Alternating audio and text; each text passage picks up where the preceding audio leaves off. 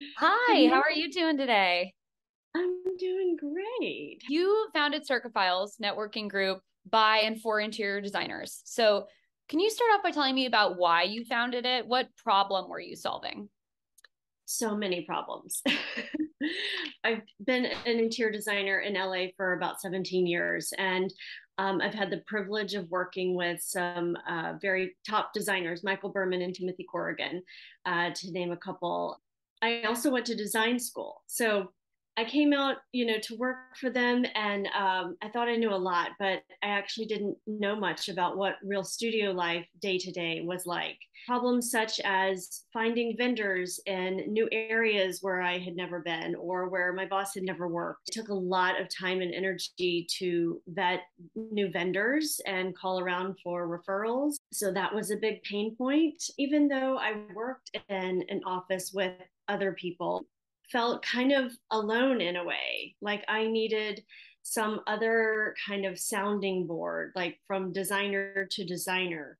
And especially on my own, as I've had my own studio for 7 years, that is so valuable to me to have, a peer talking about business relations or client challenges or whatever it may be. So that became, something I just really clung to as I traveled. I kind of collected design contacts. And so, we just offered each other advice and, really survival skills. Over the course of my experience, also, I was training teams on how to run projects. So really building a methodology on how to run 50,000 square foot homes, multiple at a time, one maybe in the Middle East, one in Paris, one across the US. Really developing a strong system of checks and balances to make sure you don't skip a beat, because those mistakes or those things that slip through the cracks are very expensive.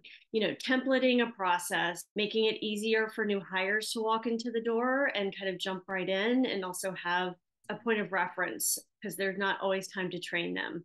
Those kind of three pain points were just something that have like built and built over the years. And I started, collecting and recording all of these vendors that I would meet and work with. And so all of it became just kind of really apparent to me that I need to share this in a bigger way with other kind of like-minded designers, and just set up the younger generation for more success, ultimately just provide a much better service for the client, because I think that is the reason why they hire a designer, so they don't have to do it on their own and they can enjoy the process.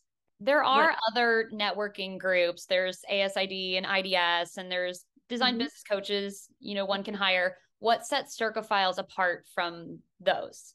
So I think a few things. The reason why I kind of felt like there was a need for this specific type of network.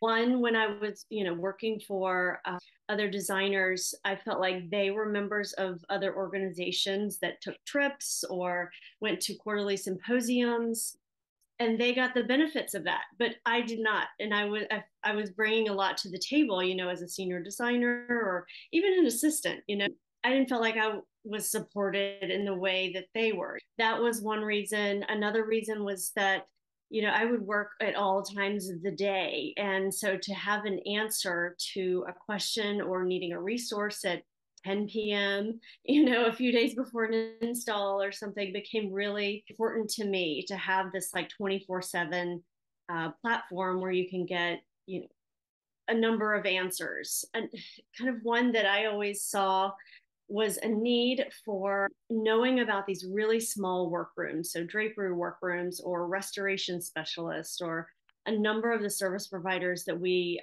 include in our directory. I couldn't find those in the pages of a magazine. They don't have the marketing dollars, or just they're focused on their craft. Finding those vendors was really difficult, and so I wanted to find a way to showcase them and give them the opportunity to work with designers and vice versa, because we really need them for our projects. Yeah, definitely. There's a real uniqueness to what you're saying. That's what I'm hearing.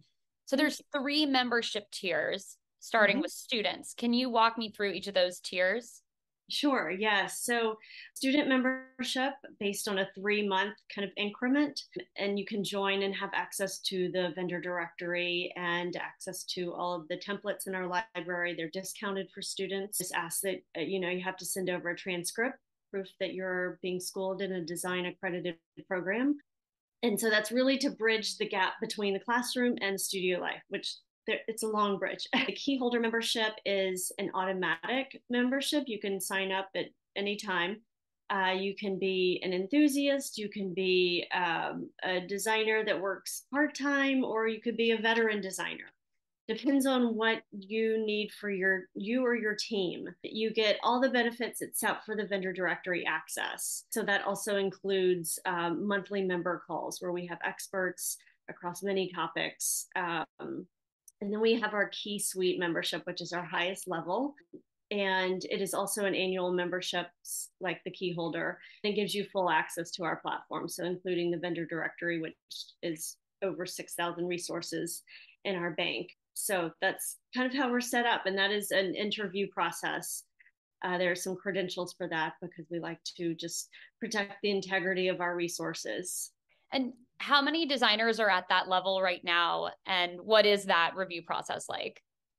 So we have about, I would say, maybe close to 100. Don't have the exact count on me, but the interview process is, just setting up a Zoom with me. I like to do all the interviews because I am a designer and I love to hear from other designers what they're going through or what specifically we can help with. I want to make sure it's useful to them. Some of the credentials are having at least 5 years of experience, having a publication in a magazine, and just a shared kind of spirit of wanting to give and receive. So that is kind of part of our community, is a reciprocal relationship of sharing sources and lifting each other up. What are some of the conversations that Circaphile designers have been having lately? What are they concerned about right now? It's all over the place.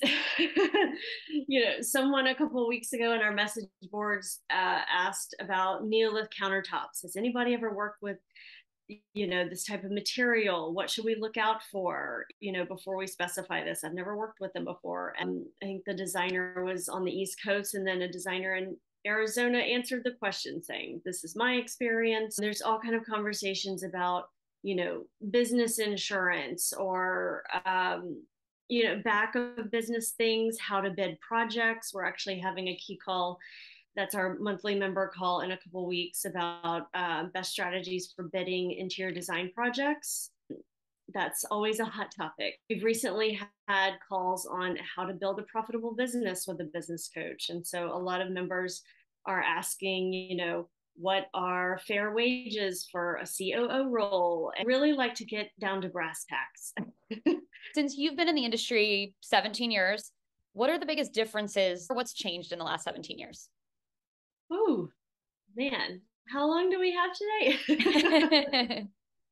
I feel like it has radically changed. I came on the scene 2007 or so just before a recession as well. So the things that I've seen being changed the most, I think, are really clients' exposure to product and being able to get that very unique resource that your client has never seen before. Or, a lot of our clients are world travelers, and to keep up with making sure they've never seen something before, that's a tall order. So really having diversified resources and being able to, have frequent conversations about, this is why you should have this product over the one you saw on Pinterest last night. I think there's a lot more education around design.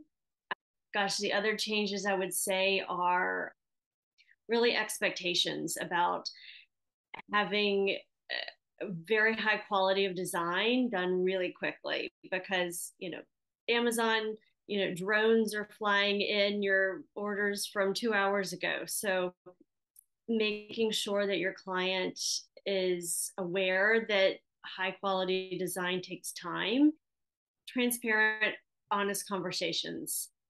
feel like I'm having a lot more of those over the years. Yes. Uh-huh. I've been hearing that quite a bit. Yes. So during the pandemic, so much of networking turned digital, of course. So what does the next iteration of Circaphiles look like post-COVID?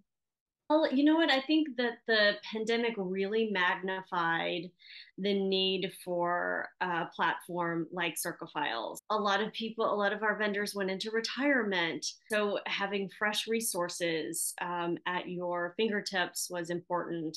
And I think that will continue to be more important as, you know, all of said designer has 12 projects. They're not all going to be the same budget. They're not all going to be the same timeline. They're not all going to be in the same place. So, for those reasons alone, you need a bevy of resources. One size does not fit all. Of course, I'm not glad for COVID, but it really taught us that we need to be just thinking more quickly on our feet and having these resources and leaning on each other will ultimately lift up the whole industry. As a designer, do you have a dream project that you haven't done yet? Oh gosh, well, I think I'm really working on a dream right now. I have been really privileged to work on a very high level since starting. So I have worked all over the world on, royal residences and Parisian townhomes. And it's just been really incredible to work on that level. But in my own iteration as a designer, Circa Genevieve, I'm working on this wonderful project in Utah that is quite a property with a tea house and a chapel and just really thoughtful details, bringing in, fireplaces from Europe and paneling and just making it a home that will be enjoyed for generations to come. That's really what I thrive on. That's a dream. Maybe another dream would be to work on a castle in France, or I really appreciate the historic properties. What does a vendor have to do or a manufacturer have to do to get Genevieve's attention? Wow, great question. Well, you know what? I was talking to a designer last night about this. We had an event. You could turn to 20, at least, at the very least, 20 different rug suppliers at the PDC alone.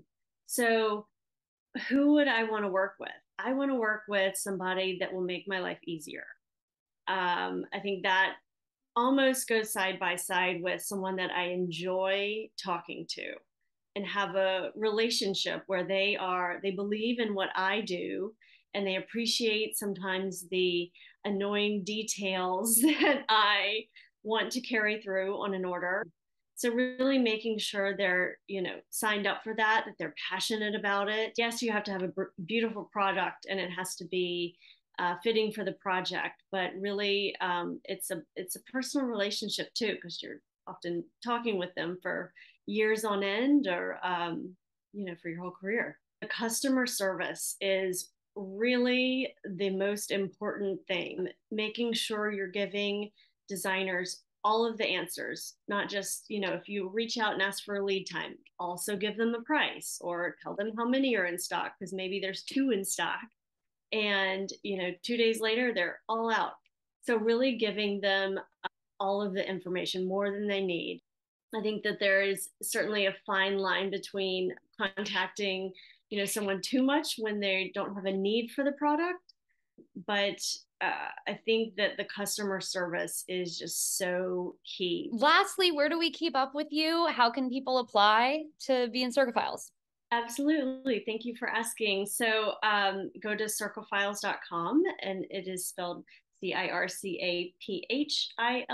You can, as a vendor, you can request an invitation. Go to our vendor FAQ page. There's a short form to fill out. Then we will contact you and most likely jump on the phone with you and talk about your goals. And a listing is free for vendors. There are certain credentials, but if you're in the luxury market, chances are we want to know about you and connect you. So as a designer, you can also go to the website, and right on the homepage you have an option to either join automatically as a key holder or apply as a key suite member, or if you're a student, you can also sign up with your transcripts. Also follow us on Instagram. We have a very active account, and we would love to invite you to a member key call if you're interested, just kind of see what the platform is like. And I can also give you a tour over Zoom. Do you suggest that people who are interested apply as an automatic membership? And it depends on your experience level. Yes, I mean, if you meet the credentials of a Key Suite member, yes, talk to me about it. It is more cost on an annual basis. Yes, I wouldn't see why you would not need those resources. So you can still get many resources without being a Key Suite member, but I do encourage you to always keep aiming for more. Keep aiming for more. Wonderful. Any closing thoughts? Anything we didn't touch on that you think is super important? Remembering that there is enough business, there are enough projects out there for everyone. Looking at a fellow interior designer as a supporter rather than a competitor is so important. A lot of my mentors or designers that have been in the industry for a lot longer than I have referred me projects. There is always great benefit to befriending other designers and learning from them. One thing to always remember. So that's my closing remark. I love it.